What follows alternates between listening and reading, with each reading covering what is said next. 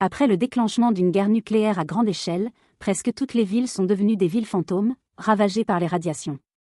Pour éviter la poussière radioactive flottant dans l'air, Mag vivait profondément reclus dans les montagnes, entouré de sommets. Chaque week-end, il descendait dans la petite ville au pied de la montagne pour se ravitailler. À son retour, il se frottait vigoureusement tout le corps avec une serviette pour éliminer toute éventuelle contamination.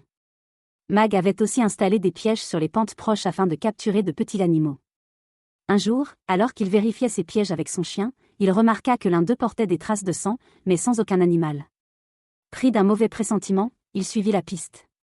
Guidé par son chien, Mag aperçut soudain un homme en combinaison de protection poussant un chariot sur un sentier de montagne.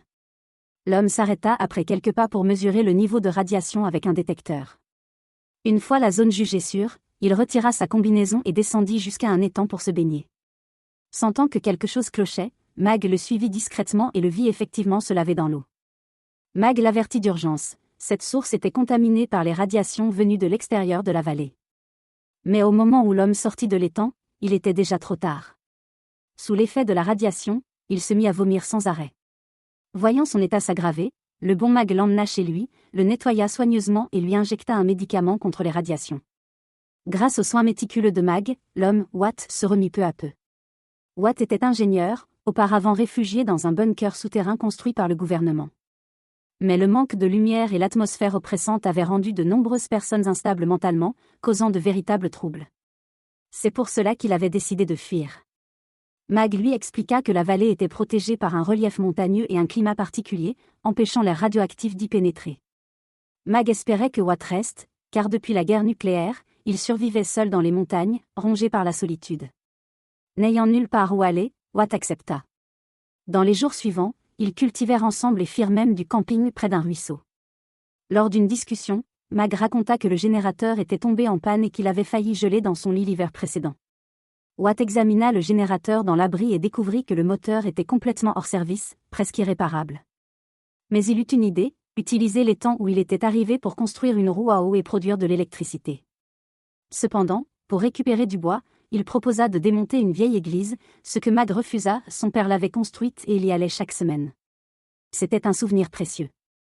Ils décidèrent donc de chercher une autre source de matériaux. Avec le temps, les deux hommes devinrent de plus en plus proches. Isolés du monde, leur complicité se transforma peu à peu en tension sexuelle. Mais un matin, alors qu'il vérifiait ses pièges, Mag surprit un sans-abri en train de voler des œufs. Plein de compassion, Mag ramena l'homme chez lui. Il s'appelait Chris. Mais Watt réagit nerveusement, inquiet que cet intrus ne trouble leur équilibre. Mag, quant à lui fit totalement confiance. Il vérifia d'abord qu'il n'était pas contaminé, et malgré les protestations de Watt, insista pour qu'il reste. Il prépara même un repas de bienvenue. Pendant le dîner, Watt raconta qu'il avait autrefois sauvé un jeune garçon après avoir quitté le bunker, mais que ce dernier l'avait trahi. Il utilisa cette histoire comme un avertissement pour Chris. Chris sembla comprendre et déclara qu'il partirait dans quelques jours. Mais après avoir entendu parler du projet de roue à eau, Chris proposa son aide. Le soir même, au dîner, il suggéra de démonter l'église pour obtenir du bois. Contre toute attente, Mag, qui s'y était farouchement opposé, accepta sans hésiter. Chris y vit un signe qu'il pouvait rester et ne reparla jamais de son départ. Pendant la construction de la roue, Watt remarqua que Chris et Mag se rapprochaient. Une fois la roue achevée, ils fêtèrent cela en se baignant ensemble dans l'étang. En les regardant, Watt ressentit un malaise croissant. Sur le chemin du retour, il avoua discrètement ses sentiments à Mag. Mais cette nuit-là, quand Mag alla le rejoindre dans sa chambre, il trouva Watt ivre et inconscient. Alors qu'il allait partir, il entendit de l'eau couler dans la salle de bain de Chris. Intrigué, il s'approcha. En voyant Chris sortir de la douche, Mag, incapable de résister, le repoussa doucement à l'intérieur. Le lendemain matin, aucun des deux ne parla de ce qui s'était passé. Mais Watt remarqua un changement dans leur comportement.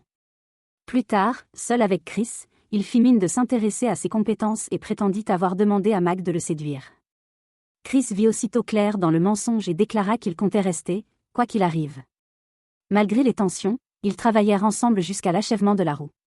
Lorsque celle-ci se mit à tourner sous la force de la cascade, ils étaient tous euphoriques. Soudain, Chris glissa et chuta d'une falaise. Heureusement, Watt le rattrapa de justesse grâce à sa corde de sécurité. Pendant ce temps, Mag avait préparé le dîner. Mais lorsque Watt rentra seul, Chris était introuvable. Watt expliqua que Chris était parti avec sa combinaison de protection, comme convenu, après avoir terminé la roue. Mag fut profondément attristé. Il chercha partout dans les montagnes, sans succès. À cet instant, il sembla comprendre la vérité. La vidéo se termine ici.